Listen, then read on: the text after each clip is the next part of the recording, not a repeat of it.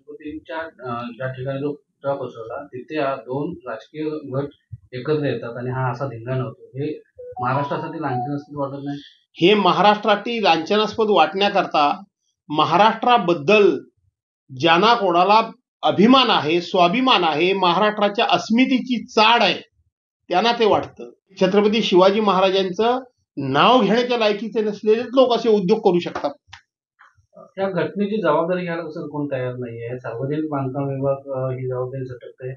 तो छत्रपतींचा पुतळा बनवणाऱ्या माणसाची आता माहिती पुढे येते.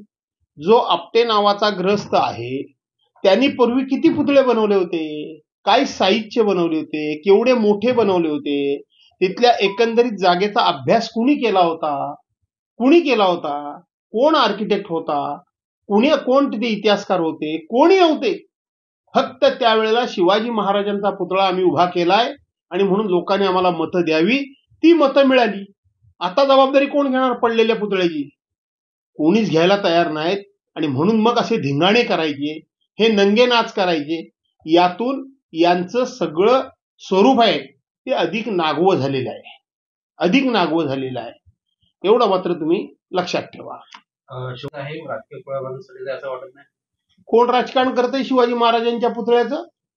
कुणी केलं राजकारण? समुद्रामध्ये 2016 साली निवडणुकीच्या पूर्वी पंतप्रधानांनी येऊन वेगवेगळ्या नद्यांचं जल आणून, माती आणून त्या ठिकाणी भूमिपूजन केलं. तो पुतळा उभा राहिला का? तो राहिला नाही. इथं आता तुम्ही आताच कालच्या 2024ला हा पुतळा उभा केला. 4 डिसेंबर 2024ला केला. निवडणूक डोळ्यासमोर ठेवूनच केलं ना. नौदलाची परेड, नौदलाच्या वतीनं संचलन, नौदलाच्या निमित्तानं तो काय कार्यक्रम असेल, मग कळून देशभरामध्ये याची चर्चा घडावी आणि आपल्याला मतदान मिळावं, हा हेतू आहे. आज पंडित जवाहरलाल नेहरू आपल्यामधून जाऊन 60 वर्ष पूर्ण झाली. 60. स्वर्गीय इंदिरा गांधी या आपल्यामधून जाऊन 40 वर्ष पूर्ण झाली. स्वर्गीय राजीव गांधी आपल्यामधून जाऊन 33 वर्ष पूर्ण झाली. आज 11 वर्ष ज्यांच्या हातामध्ये देशाची सत्ता आहे ते पंडित जवाहरलाल नेहरूंना, इंदिरा गांधींना, राजीव गांधींना फक्त शिव्या देण्याचं काम करतायत. पण प्रतापगडावर 70 वर्षापूर्वी तत्कालीन पंतप्रधान पंडित जवाहरलाल नेहरूंच्या हस्ते ज्या अश्वारूढ पुतळा तिथं अनावरण झालं, अश्वारूढ पुतळा बसवला गेला, त्यांच्या हस्ते उद्घाटन झालं. तिथं शेकडो मैल वारा गतीनं वाहत असतो.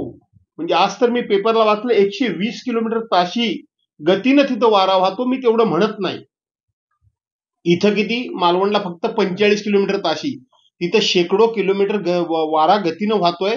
आज तो पुतळा 70 वर्षानंतर सुद्धा दिमाखात उभा आहे. कारण छत्रपती तिथे आहे. तिथं खऱ्या अर्थानं छत्रपतीबद्दलचा आदर आणि इथं फक्त मतांवर डोळा, हा त्यातला फरक आहे.